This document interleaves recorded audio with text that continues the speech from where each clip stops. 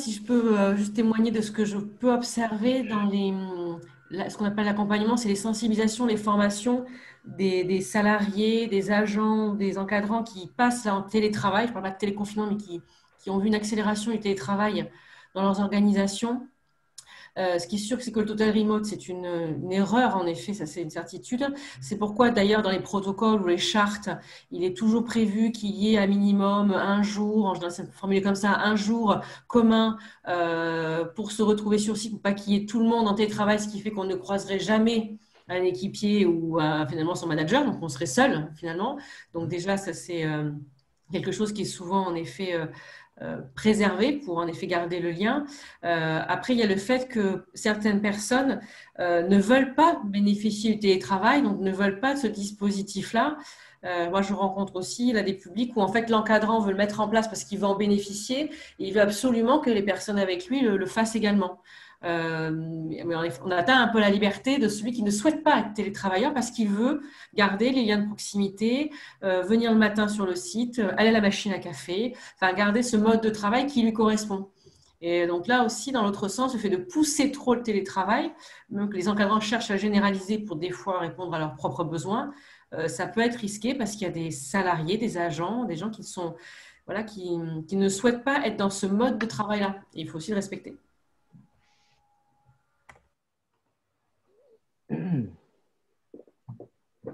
Oh, il y a du boulot pour vous, Marie. Je pense qu'il y en a pour tout le monde. Pour Eric, pour l'informatique, pour le côté marketing aussi. Je pense qu'il y en a pour tout le monde, pour les professeurs des écoles, pour tout le monde et pour même tout le monde pour suivre en fait ces évolutions du monde du travail. Quoi. C'est vrai que... Ouais, ça c'est passionnant. Et elle a tout à fait raison. Je prends ma casquette de responsable d'équipe.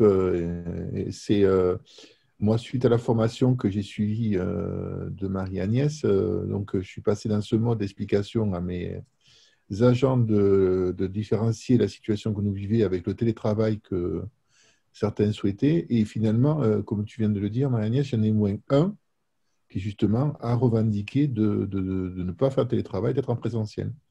Et donc, voilà, il a une nouvelle organisation. Lui, il est toujours présent. Voilà, c'est le seul de l'équipe qui est là tous les jours donc pour retrouver ce rythme. Mais comme tu dis, hein, et alors c'est très rythmé. Donc c'est la pause café, c'est le saluer des collègues rares qui peuvent être présents. Voilà, c'est la pause déjeuner dans l'unique lieu où on a encore le droit de se rendre.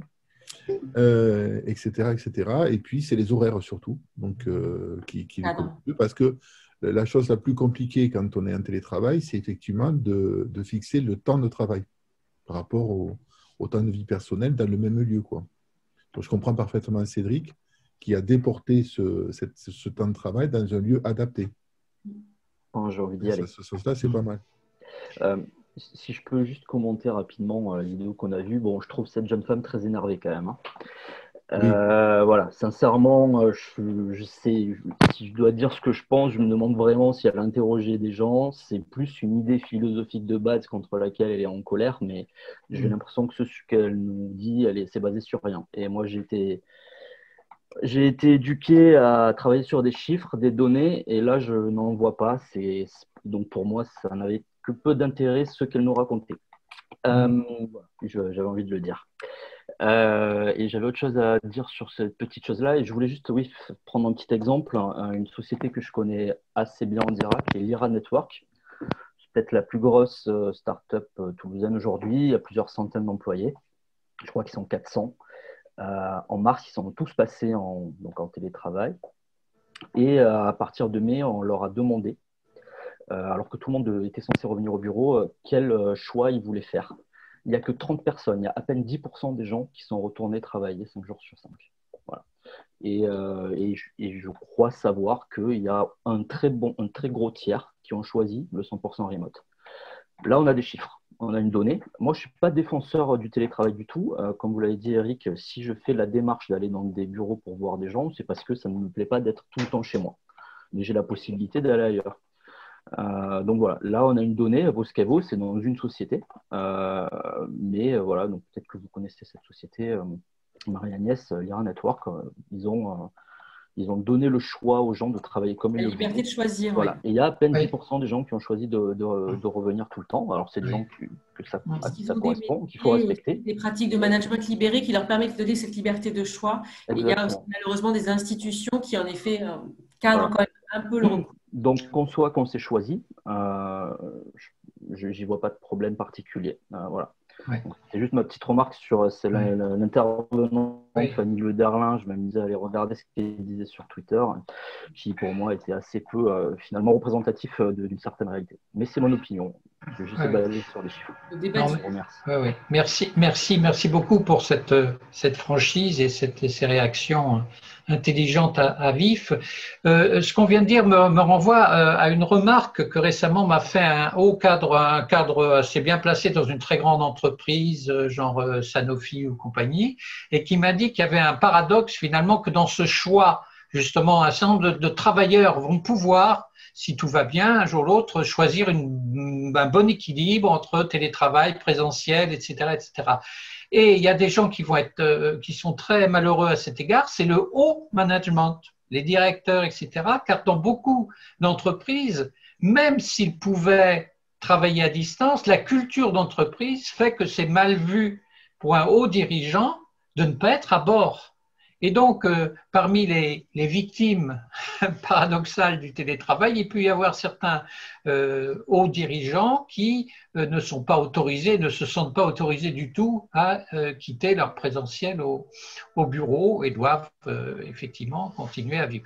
Bon, voilà, c'est vrai qu'il y a des effets paradoxaux, que c'est intéressant de les nommer au passage, aussi parce qu'il y a des cultures d'entreprise qui font qu'il est plus ou moins bien vu, surtout que jusqu'à présent aussi, réalisons que jusqu'à une période récente, avant les histoires de coronavirus, le télétravail était souvent considéré comme des arrangements pour améliorer la vie, et notamment de personnel féminin, pour permettre de peut-être mieux s'occuper des enfants, etc. Enfin, il y avait une espèce de considération, je crois, de télétravail qui n'était pas considéré comme le summum de l'outil de la personne qui voulait vraiment travailler. Ça pouvait être perçu comme ça, sous réserve de ce que vous pouvez dire les uns les autres. Et tout ça est en train d'évoluer très très vite, et du coup massivement le télétravail est devenu et réhabilité, est habilité comme un moyen de travailler réellement, sérieusement, avec efficacité, etc. Je pense aussi à un aspect qui peut être terrifiant dans certains cas, c'est-à-dire la possibilité pour des travailleurs sur leur ordinateur à distance de pouvoir être surveillés au clic près par des managers mal intentionnés et très suspicieux, et on peut craindre qu'une couche d'intelligence artificielle sur ces éléments fasse que quelqu'un serait totalement connu d'un superordinateur qui détecterait la moindre variation de son comportement aujourd'hui par rapport à son comportement hier, qui pourrait même savoir qu'à un moment donné, il pense à autre chose dans sa tête qu'à son travail. Enfin, pourrions aller vers il faudra aussi trouver le moyen de se prémunir contre, je ne sais pas ce qu'en pense Marie-Agnès, si elle voit dans l'avenir des solutions pour se prémunir contre ces dangers monstrueux.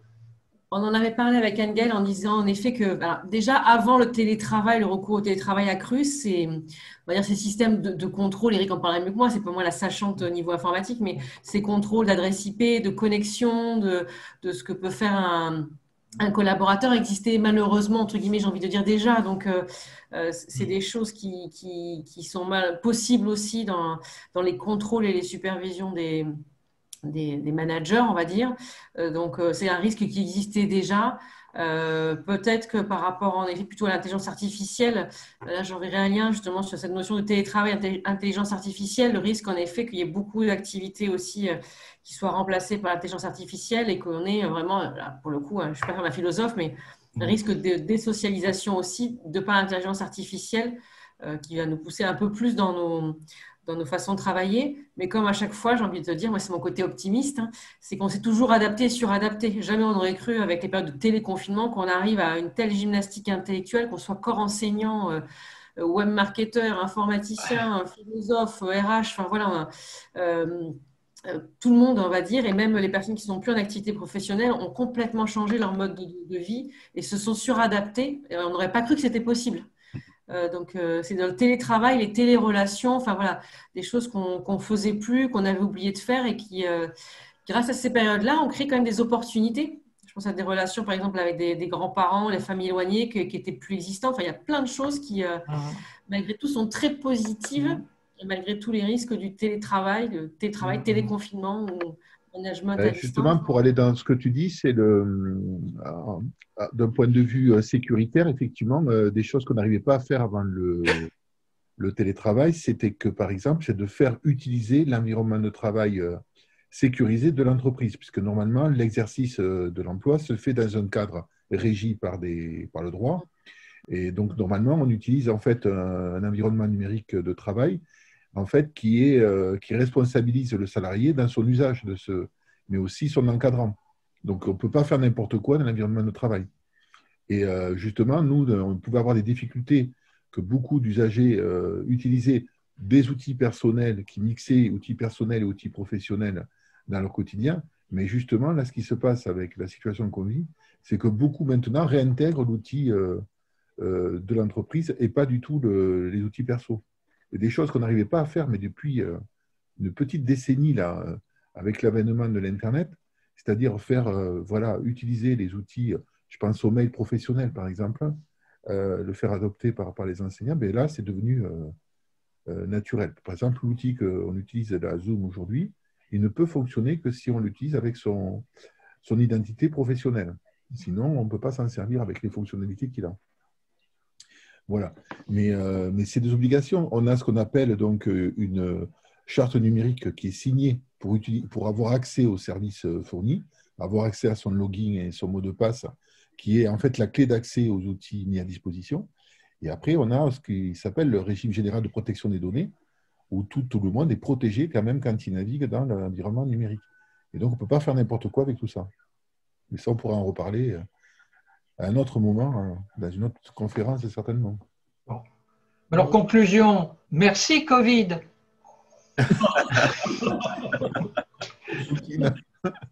Je laisse André conclure plus sérieusement. L'optimisme ne va pas jusque-là quand même, mais je vois l'idée. Ça a accéléré le processus, c'est certain. Bon, vu de ma position de retraité, je trouve cette accélération un peu terrifiante ou terrifique. Ça fait peur. Il y a des tas d'arguments favorables, mais d'autres qui inquiètent. L'échange aussi avec les collègues, c'est tellement important. Enfin, bon, je ne sais pas, je me demande si j'aimerais retourner au travail et en télétravail.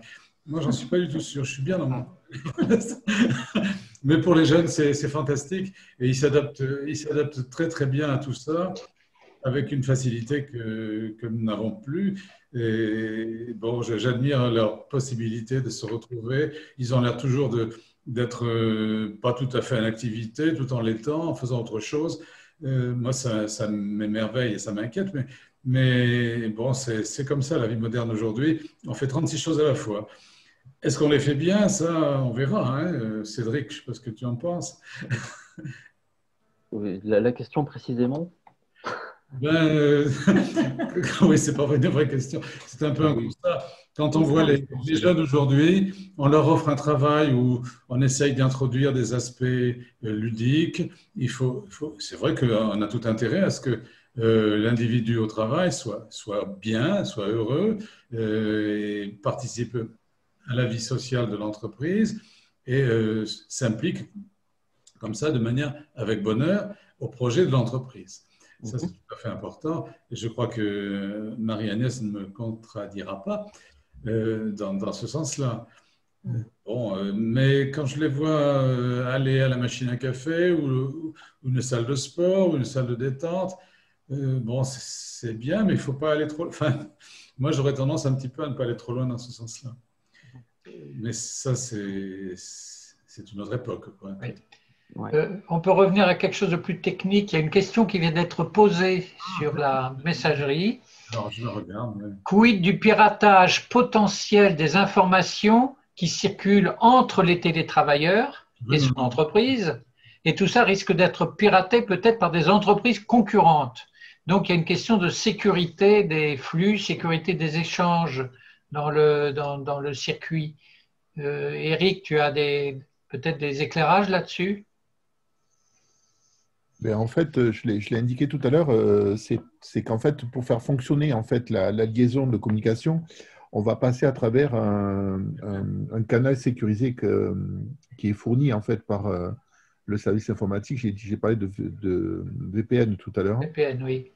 Donc, en fait, on va passer dans un protocole crypté, comme on est en train de le faire actuellement, puisque toute la communication en fait, que nous faisons actuellement se fait dans un protocole totalement crypté, quoi.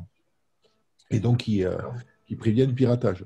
Donc, le fait de passer un VPN, on va se retrouver protégé par le pare-feu, en fait, qui sécurise la… Voilà. Après, bon… c'est pour ça que c'était important ce que je disais tout à l'heure, c'est qu'en fait, c'est des instruments, c'est de travailler sur les outils qui sont dans le système, quoi. Oui. C'est vrai que si on mixe les outils, ce que Coralie nous expliquait tout à l'heure, où en fait elle est sans arrêt dedans-dehors, là, effectivement, il y a des risques de piratage. Si l'entreprise commence à travailler avec des environnements, tu sais, le Padlet dont elle parlait tout à l'heure, qui est en fait un outil externe en fait, à l'environnement scolaire dans lequel elle exécute son travail, ça peut poser question. Cédric voudrait dire quelque chose, je crois. Si je peux intervenir. En soi, finalement, il y a deux manières de pirater. Il y a le piratage qu'on connaît, qui est celui du piratage vraiment technique, où un hacker va rentrer dans le code pour aller chercher des informations. En soi, j'estime qu'en France, en tout cas, il n'y a pas de société qui utilise ce genre de méthode et ça coûterait trop cher, c'est trop complexe à mettre en place pour s'il fallait… imaginons qu'on est une très grosse société et on fait un call sur Zoom et ils veulent savoir, une autre société veut intervenir là-dessus pour faire qu'un hacker casse Zoom, c'est extrêmement, c'est quasiment inenvisageable. Par contre, il y a une deuxième méthode de hacker qui, pour le coup, là, peut exister. C'est celle qui utilisera l'ingénierie sociale. En fait, c'est beaucoup plus simple d'essayer d'obtenir le lien avec lequel on se connecte pour accéder à la réunion. Et c'est aussi une manière de hacker. Et ça, en soi, on va dire que c'est plus envisageable que du hacker comme on voit dans les séries télé et qui va craquer le code. Aujourd'hui, les niveaux de cryptage c'est incassable en fait. Donc voilà, mais après, ça serait quand on est une société privée et qu'on utilise ce genre de méthode, en plus d'être complètement illégal, le rapport entre le coût à faire et le gain me semble quand même très très limité. Il y a une méthode de hacker finalement qui est beaucoup plus simple, c'est copier le travail des autres et essayer de faire mieux. Et donc tout le monde fait ça en fait, tout le monde se copie et tout le monde essaie de produire des meilleures choses, enfin, dans mon secteur comme dans beaucoup d'autres. Voilà. Donc, mais voilà, le hacking comme ça, c'est plus du fantasme vraiment qu'autre chose. Ah oui. D'accord. Bien. Mais nous allons avoir à cœur de terminer cette séance, peut-être, André? Merci Anne-Gaëlle. J'ai vraiment à cœur pas à cœur de terminer. J'ai passé un excellent moment à écouter tout ce que vous avez pu nous expliquer, nous apporter sur le télétravail. Il me reste bien à remercier tous les participants, Marie-Agnès, Fanny Naderlin par la vidéo, Eric, par tout ce qu'il a dit. Il m'a dit je serai très court. Vous avez vu comme il a été court. Mais c'est très bien. Cédric Paul, qui nous a fait la gentillesse aussi de prendre 2 heures de son temps pour rester avec nous. Vous avez vu son emploi du temps. Hein? Merci encore. Marc Menou pour sa qualité de synthèse et Coralie pour ce volet sur l'enseignement. Voilà, bah écoutez, merci à vous tous. Merci à tous qui nous ont suivis jusqu'à cette heure tardive. Il me reste à vous signaler que nous aurons une prochaine conférence le 23 mars, donc on parlera de l'intelligence artificielle et les robots.